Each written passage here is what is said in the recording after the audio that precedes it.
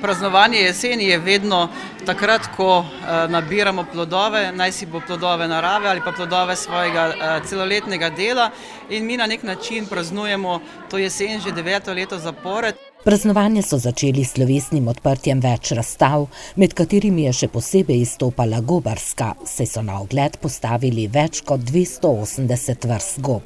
Res je pa tudi, da so naši prijatelji gobarji iz Novega mesta prinesli tudi del gob.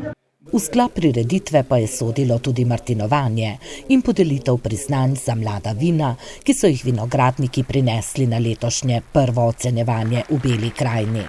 In kaj je pokazalo, kakšen bo letošnji letnik? Glejte, malo še za počakati, ne? Res je bilo grozdje čudovito zrelo, pH, se pravi kislost, kaže zelo v redu, sladkorji so bili ugodni, zdaj pa so pa na nas, vinarjih, na, bom rekel, kletarjih, da iz tega naredimo res dobro vino in mislim, da ga bomo. Strokovne komisije so ocenile 355 vzorcev vin, kar je veliko več kot lani. Več pa je bilo tudi napak in izločenih vzorcev.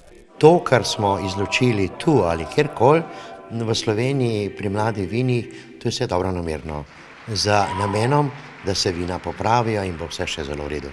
Sicer pa je bila večina ocenjenih mladih vin zelo dobra, za kar so vinogradnikom podelili priznanja, prvakom sort pa medalje.